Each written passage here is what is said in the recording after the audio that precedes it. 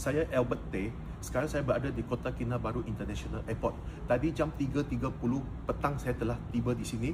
Apabila saya masuk ke kaunter immigration, saya telah dihalang, disekat untuk masuk ke Sabah.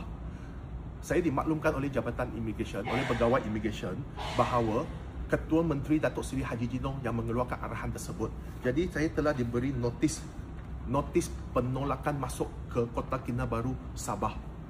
Lebih kurang 2 jam saya berada di Jabatan Immigration untuk berunding dengan pegawai-pegawai tersebut. Untuk makluman semua, besok jam 9 pagi saya ada pengurusan kes di Mahkamah Seksyen Kota Kinabalu. Tujuan saya masuk ke Kota Kinabalu, Sabah untuk menghadiri pengurusan kes besok di mahkamah. Perbuatan Haji J adalah sangat keji, sangat jahat.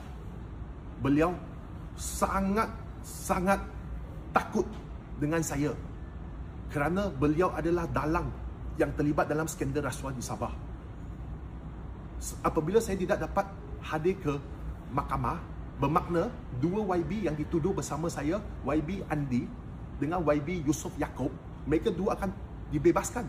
Mereka 2 tidak dapat lagi, kes mereka tidak dapat lagi diteruskan sebab saya sebagai saksi utama tidak dapat hadir. Bagaimana dengan 13 orang lagi YB? 13 orang lagi itu termasuk 3 timbalan Ketua Menteri, Menteri Kewangan, Menteri Kabinet semua dengan Speaker Dun. Jadi mereka tidak akan dituduh selepas ini sebab saya sebagai saksi utama, saya sebagai pengadu, saya tidak dapat hadir ke mahkamah.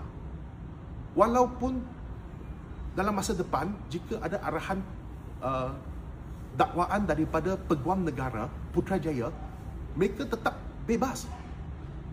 Sebab proses ini tidak dapat dilakukan. Proses pendakwaan ini tidak dapat dilakukan.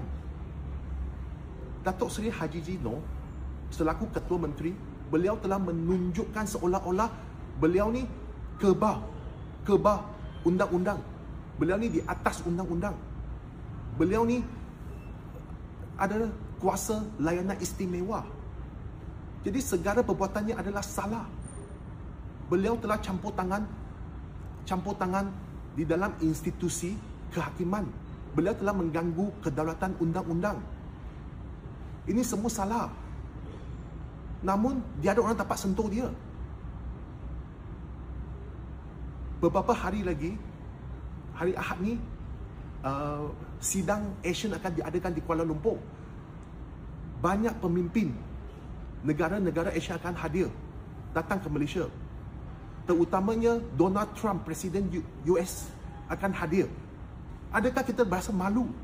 Perkara ini, peristiwa ini boleh berlaku di Kota Kinabalu, Sabah. Ini tidak pernah berlaku.